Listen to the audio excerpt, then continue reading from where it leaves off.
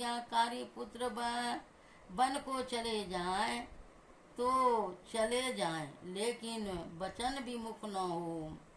उस आदर्श युग में राजा दशरथ यह नहीं कह सकते थे कि मैंने वरदान दिया ही नहीं था।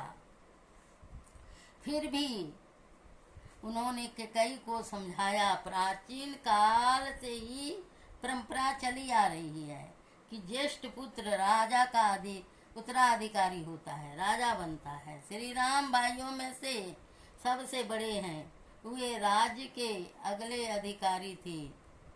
इसी से मैंने युवराज पद उन्हें देना चाहा, लेकिन तुम अपने पुत्र भरत के लिए राज्य चाहती हो तो मैं वैसा ही कर दूंगा। श्री राम को साधु स्वभाव के हैं, वे राज्य के भूखे नहीं हैं।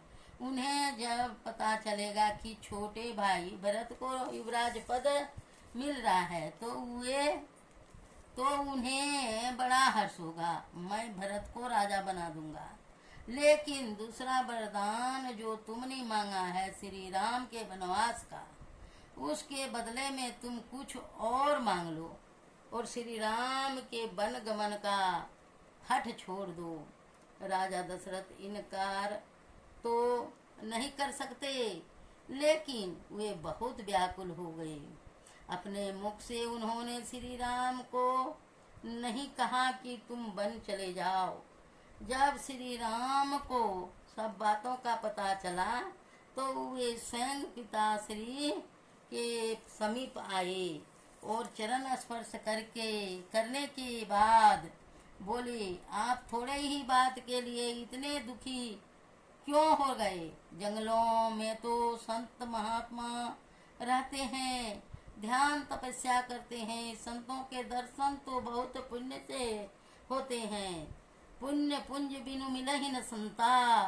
जब बहुत पुण्यों का संग्रह हो जाता है तब संत महात्माओं के दर्शन होते हैं। जंगलों में जाकर मुझे संतों के दर्शन होंगे, उनके उपदेश सुनने का मौका मिलेगा, फिर उनकी कुछ सेवा करने का भी सौभाग्य प्राप्त होगा। वहाँ जाने से सब तरह से मेरा कल्याण ही कल्याण होगा, हित ही हित होगा।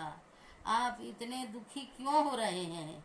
14 वर्षों का समय तो कोई अधिक नहीं है। यह अवधि बीत जाने पर मैं फिर आपकी सेवा में उपस्थित हो जाऊंगा। ऐसा कहकर और पिता को ढाढ़स बंधाकर श्री राम जंगल चले गए। अब सोचिए, क्या ऐसा पुत्र आज देखने में आता है? कोई व्यक्ति अपने पुत्र से कहे कि तुम घर से निकल जाओ, जंगल चले जाओ, वह भले ही घर में नहीं रहेगा, चला जाएगा दिल्ली, पंजाब, किसी दूसरे शहर में, लेकिन जंगल हरगिज नहीं जाएगा। श्री राम को तो पिता की आज्ञा का अक्षरश पालन करना था। वे भला किसी दूसरे नगर कैसे जा सकते थे? पिताजी भी उनसे कह सकती थी, आप जंगल में क्यों जाएंगे? चलिए मेरे पिताजी के पास, वे तो राजा हैं, हम उन्हीं के पास रहेंगे। लेकिन उन्होंने भी ऐसा नहीं कहा। वे स्वयं श्री राम के साथ जंगल जाने को तैयार हो गई और अपनी पत्नी धर्म का उन्होंने निर्वाह किया। पत्नी कैसी होनी चाहिए, पुत्र कैसा होना चाहिए, उनका आदर्श श्री राम और माता सीता ने अपने आचरण से प्रस्तुत किया है। लक्ष्मण जी को जब यह जानकारी हुई कि भगवान श्री राम जंगल जा रहे हैं तो वे भी व्याकुल हो उठे और ज्येष्ठ भ्राता के से बोलने में आपका सेवक हूँ, छोटा भाई हूँ, जन्म से आज तक मैं आपसे अलग नहीं रहा। आप जंगल को जो जा रहे हैं तो मुझे भी अपने साथ ले चलें। श्री राम ने उन्हें भी बहुत समझाया कि शत्रुघ्न और भरत अभी ननियाल में है। अगर तुम भी मेरे साथ जंगल जाओगे तो यहाँ कौन रहेगा, माता पिता की देखभाल कौन करेगा। लेकिन जब लक्ष्मण जी ने किसी भी तरह नहीं माना और अपने साथ ले चलने की विनती करते रहे तो राम जी ने कहा, अच्छा नहीं मानते तो हो तो चलो, लेकिन अपने माता जी से आज्ञा ले लो। श्री सद्गुरु महाराज की जय। आज जंगल जाने का निर्णय हुआ, कल फिर जंगल चले जाएंगे। राम लक्ष्मण सीता। आइए एक कबीरदास जी का भजन के साथ हम लोग सब सत्संग को समाप्त करें की ओर चलेंगे और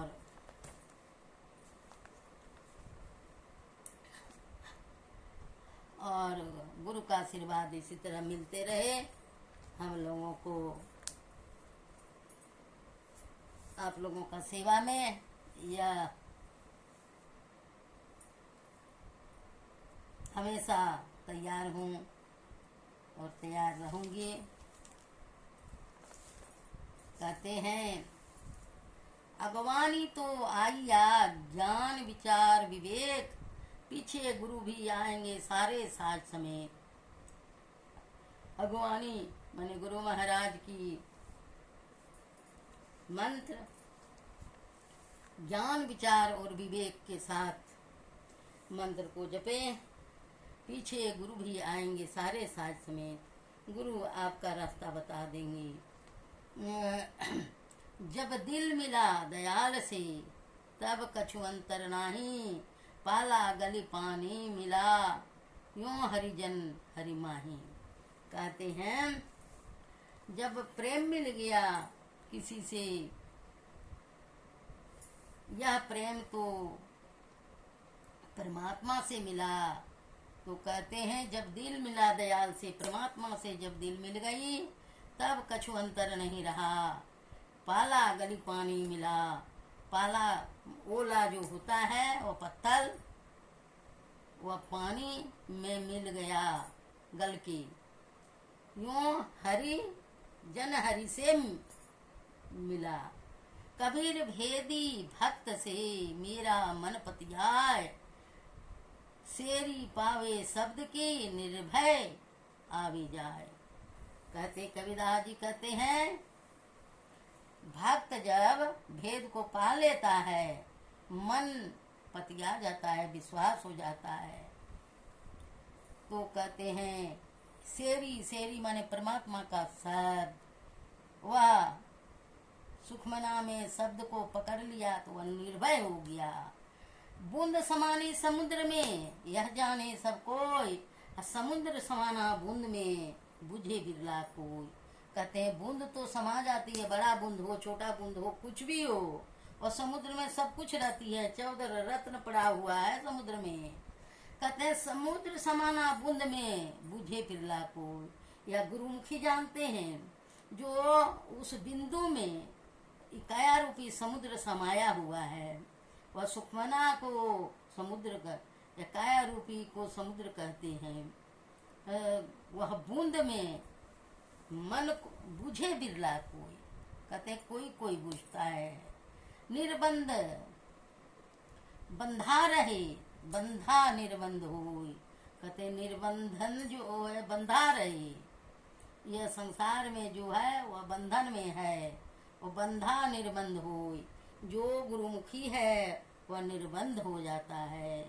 कर्म करे करता नहीं दास कहा वे सोई। जो परमात्मा का भक्ति नहीं करता है वह परमात्मा का भक्त कैसे कहाएगा। कोठी कोठी तीरथ करे कोटि कोटि करे धाम, जब लग संतनों से ये तब लग सरे न काम। कहते हैं कोटि कोटि तीरथ कर ले और कोटि कोटि चारों धाम कर ले, जब लग संतनों से ये तब लग सरे न काम। आप जब तक संतों के शरण में नहीं जाइएगा तो आपका काम नहीं बनेगा। जहाँ आपा तहाँ आपदा, जहाँ संशय तहाँ शोक। कहते हैं बहुत तरह से, जहाँ आप नहीं है वह परमात्मा नहीं है, जहाँ आप हैं। और जहाँ संशय रहेगा वहाँ परमात्मा कैसे रहेंगे। कहा कबीर कैसे मिले मिटे चारों दीर्घ रोग। यह 4 प्रकार का जो रोग है कैसे मिटेगा। कबीरदास जी से कहते हैं, अहम अग्नि हृदय जरे गुरु से चाहे मान। यह हृदय में अहंकार जो है, यह अहंकार के बदौलत जर रहे हैं और गुरु से मान चाहते हैं, कैसे मिलेगा। तिनको जम न्योता दिया हो हमरे मेहमान। कहते हैं उसको जम न्योता दे दिया और वो जम का हुआ मेहमान बना है। तिनको जम न्योता दिया हो हमरी मेहमान। नैनो माही मन बसे निकस जाए नौ ठोर। गुरु गम भेद बताइया सब संतन सिर मोर। कहते हैं गुरु के नैनों में वह मन बसता है तो निकस जाए नौ ठोर, वह पिंड में पसर जाता है। तो कहते हैं गुरुगम होकर के, गुरु के भेद को जान करके, गुरु के मार्ग पर चल करके सब संतन सिर मोर, वह संतों का सिर मोर है। निंदक एक हूँ मति मिले पापी मिले 1000।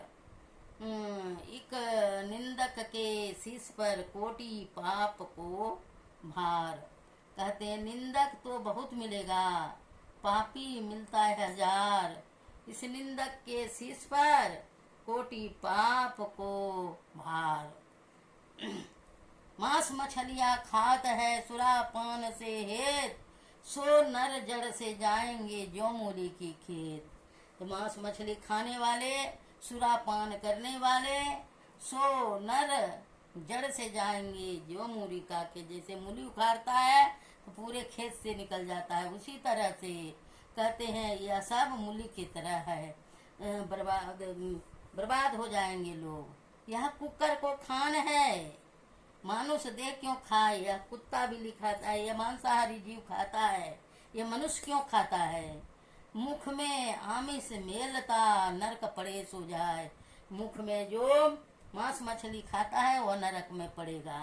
कहता हूँ कही जा तू कहाँ जो मान हमार। जाका अगर तुम काटी हो सो फिर काट तो तुहार। कहते हैं कहता हूँ कही जात हूँ कहा जो मान हमार। हमरा कहना जो मानेगा, जो उसका गर्दन तुम काटता है और पेट में भरता है, अपना उदर में भरता है, वह तुम्हारा गला काटने के लिए वह तैयार है। भांग तमाकू छुत्रा अफू और शराब। कह कबीर इनको तजे तब पावे दीदार। जब यह सब नशा को त्यागेगा तब प्रभु के संतों के शरण में जाएगा तो अब वह भक्ति करने का अधिकारी बनेगा। मत तब अब तक भांति का ताहि न जाने कोई। तन मद मन मद जाति मद माया मद सब लूई। कहते हैं बहुत तरह का मद है, इतना मद को कहते हैं विद्या मद और गुणहु मद। मद राज मद उन्मद, इतने मद को रद्द करे तब पावे अनहद। इतना मद को जो रद्द करता है तब परमात्मा को पाता है।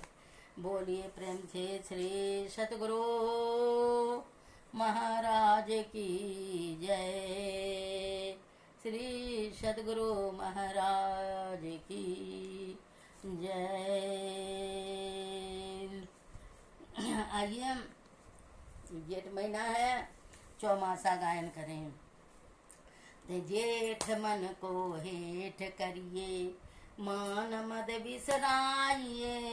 गुरु सतगुरु पद सेव करी करी कठिन भव तरि जाइए। अषाढ़ गाढ़ अंधकार घट में ताते दुख यह पार है। गुरु कृपा ते भेद लही तम तोड़ी दुख निवारिये। जेठ मन को हेठ करिए मान मद बिसराइए। सोवत सुख मन दृष्टि आनत दामिन छिन छिन दम कई हील डोल तजी सुरत थिर करी प्रणव तारु गाइए जेठ मन को हेठ करिए मान मद बिसराइए भादो भव दुख छोड़ी चलिए ज्योति छेदी पढ़ाइए सार शब्द में लीन होई कर मैं ही गुरु गुण गाइए जेठ मन को हेठ करिए मान मद बिसराइए जेठ मन को हेठ करिए। बोलिए प्रेम से श्री सद्गुरु महाराज की जय। श्री सद्गुरु महाराज की जय। श्री सद्गुरु महाराज की जय। अब आप लोगों के सामने यह पढ़ा हुआ जो है